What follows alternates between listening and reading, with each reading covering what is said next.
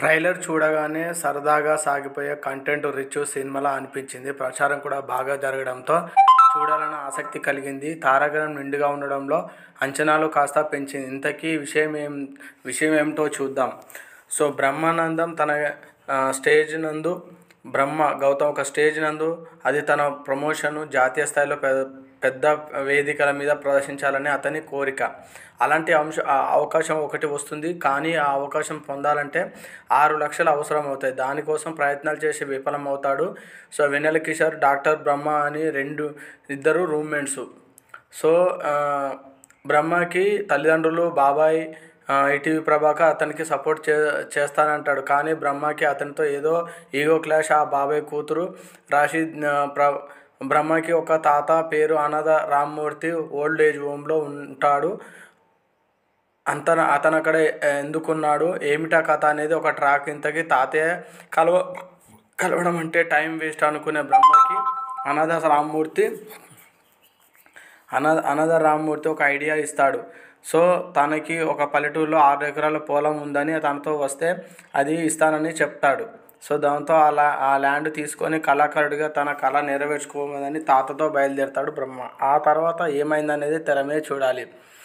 అసలు సినిమా మొదలవ్వడమే ఏదో stage drama చూస్తూ ఫీల్ వస్తుంది. తెర మీద పాత్రలు ఏవో ఎమోషన్స్కి లోనవుతుంటాయి. కానీ ప్రేక్షకులకి మాత్రం ఏ విధమైన ఫీలింగ్ కలగదు. అసలు సినిమాకి ఏ జానర్ అనుకుని చూడాలో కాసేపటి వరకు అర్థం కాదు.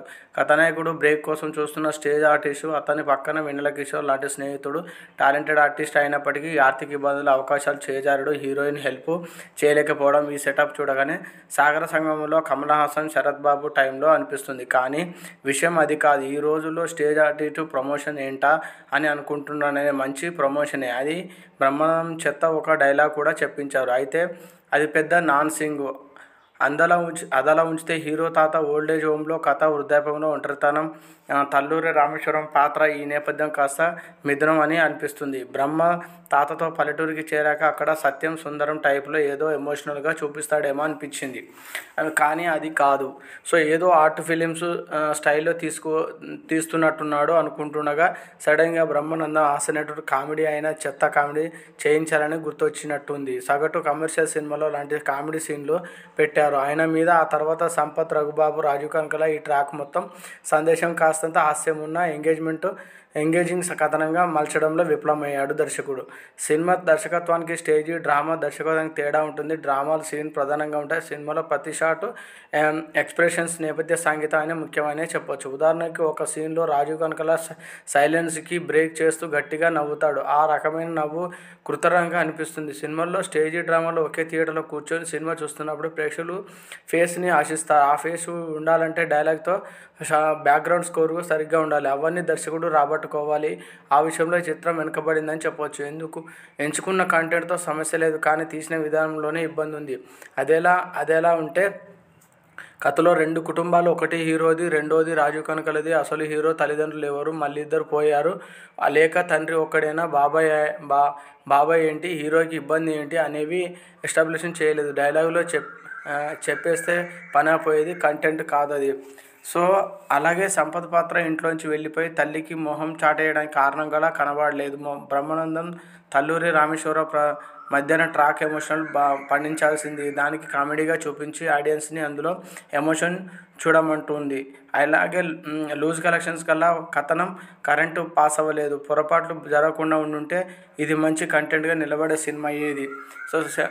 నటీనటుల విషయానికి వస్తే గౌతమ్ మంచి నటుడు. ఎక్కువగా సినిమాలో నటించకపోయినా బాగా అనుభవం ఉన్నట్టుగానే నటించాడు. అయితే చాలా చోట్ల సుబ్బరాజ్ తరహా ఎక్స్ప్రెషన్, డైలాగ్ డెలివరీ కనిపించాయని చెప్పొచ్చు.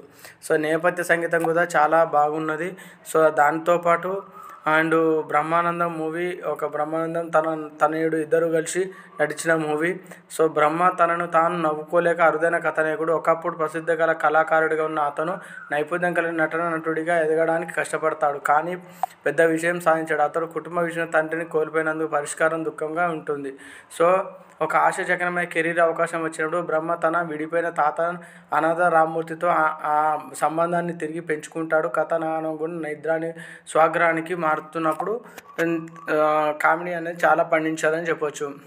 సో అదేవిధంగా ఈ మధ్యకాలం ప్రచార చిత్రాల్లోనే అందరి దృష్టిని ఆకర్షించిన చిన్న చిత్రాల్లో బ్రహ్మానందం ఒకటి. హాస్య నటుడు బ్రహ్మానందం పేరుతోనే వస్తున్న సినిమా కావడం, ఇందులో ఆయన తన నటుడు రాజగౌతమ్ తాత మనవలుగా ప్రధాన పాత్రలు నటించడం, మల్లీరావ, ఏజెంట్ శ్రీనివాస్, ఆత్రేయ, మసుదా లాంటి విజయవంతమైన చిత్రాన్ని అందించిన రాహుల్ యాదవ్ దీన్ని నిర్మించడం, ప్రభాస్, చిరంజీవి లాంటి అగ్రనేతలు దీనికోసం ప్రసారం చేయడం, ఇలా పలు రకాలుగా ఈ సినిమాలు ప్రేక్షకుల దృష్టిని ఆకర్షించింది. దీనికి తగ్గట్టుగానే టీజర్, ట్రైలర్తో పాటు పాటలు అందించడంతో దీనిపై అంచనాలు రేపట్టాయి. మరి ఈ చిత్రం కథ ఏంటి, సినీ ప్రియులకి ఎలాంటి అనుభూతిని ఇచ్చిందని నేను ఇంతకుముందుకే చెప్పాను కదా.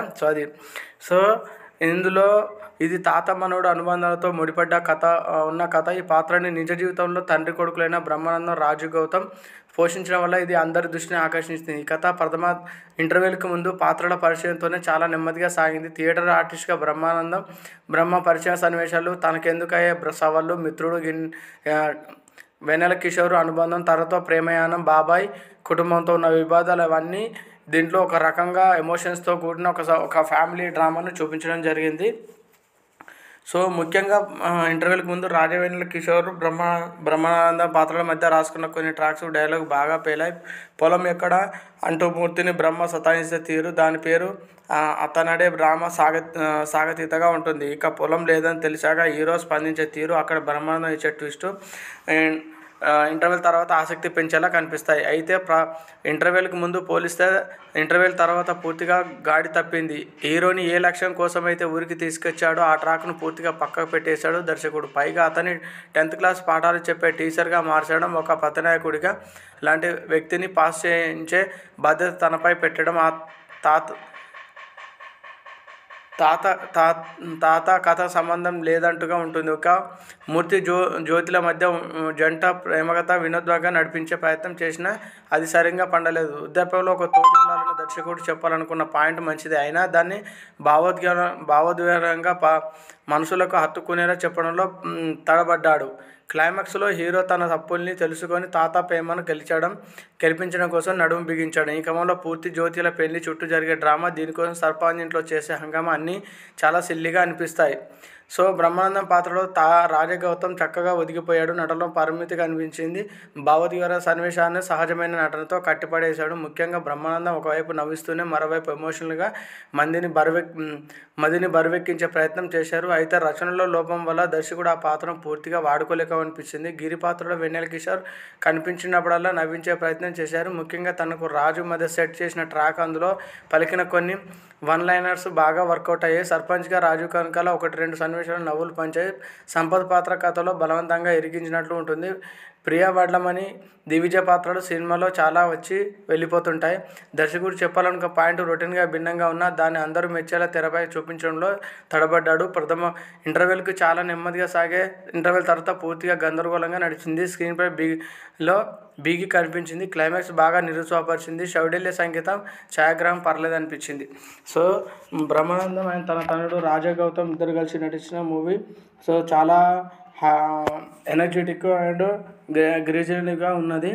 సో ఇంకో విషయం ఏంటంటే, గత 9 సంవత్సరాలుగా బ్రహ్మానందం నిరుద్యోగిగా అప్పులభారం ఉన్నాడు. ఎలా బయటకు వచ్చాడనుకో ఈ సినిమాలో చెప్పడం జరిగింది. సో బ్రహ్మానందం పూర్తిగా సహజమైన నటన ప్రదర్శిస్తారు. సో తన సిగ్నేచర్ శైలిని హాస్యాన్ని తెస్తాడు. వెన్నెల కిషోర్ అప్పుడప్పుడు హాస్య ఉపశమనం ఇస్తాడు. తన పాత్ర కొంత కవులు అందించేలా రూపొందించాడు. రాజగౌతమ్ తన పాత్ర బాగా కలిసిపోతాడు, హృదయపూర్వకంగా ప్రయత్నించాడు. సో ప్రియవడ్లమని మిగిలిన నటులు తమ పాత్రలకు చాలా బాగా నటించారు. సో సినిమా చాలా బాగుంది. ఈ మధ్యకాలంలో చూసిన మూవీలలో ద బెస్ట్ ఫ్యామిలీ ఎమోషన్స్ డ్రామాగా నిలిచిన మూవీ బ్రహ్మానందం. సో చూసారు కదా, మా వీడియో నచ్చినట్లయితే సబ్స్క్రైబ్ చేయండి, లైక్ చేయండి, షేర్ చేయండి, కామెంట్ చేయండి. సో సబ్స్క్రైబ్ చేయడం మాత్రం మర్చిపోకండి. Thank you.